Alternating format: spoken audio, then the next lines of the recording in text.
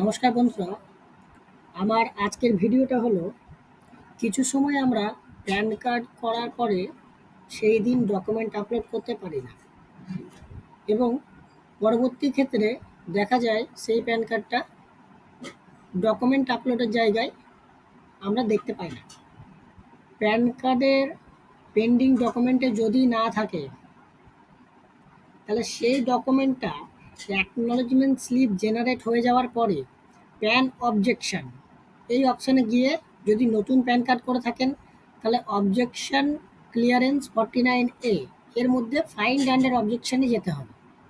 এবং যদি আপনি এটা সেম ইস্যু কারেকশনের ক্ষেত্রে হয়, নতুন প্যান কার্ড করার ক্ষেত্রে যেমন হয় তেমন কারেকশন প্যান কার্ড করার পরে ডকুমেন্ট আপলোড ধরুন সেদিন করেননি, তার পরের দিন আপনি প্যান কার্ডটা আপলোড করতে হবে, ডকুমেন্ট রেডি করেছেন, তাহলে প্যান অবজেকশনে গিয়ে অবজেকশন ক্লিয়ারেন্স সিএসএফে যাবেন, এর মধ্যে ফাইন্ড আন্ডার অবজেকশনে যাবেন।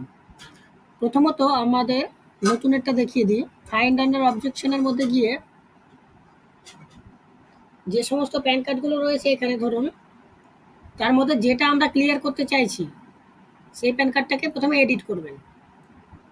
এডিট করে যেমনটা আছে, আপনাকে এক্সট্রা কিচ্ছু করতে হবে না, যেমনটা রয়েছে তেমনটা খালি নেক্সট নেক্সট নেক্সট সাবমিট করে দেবেন। এইভাবে নেক্সট নেক্সট করে পুরো কমপ্লিট করে দেবেন।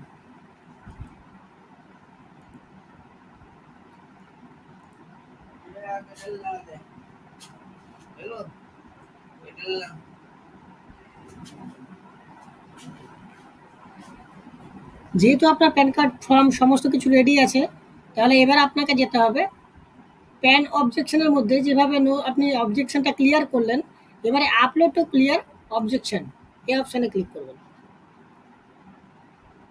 এবারে বাকিটা আপনারা যেভাবে ডকুমেন্ট আপলোড করেন সেমভাবে ক্রপ অ্যান্ড আপলোড বা আপলোড দুটো প্রসিডিওরের মধ্যে যেভাবে করবেন সেভাবে করে নেবেন। থ্যাংক ইউ ভিডিওটা সম্পূর্ণ দেখার জন্য।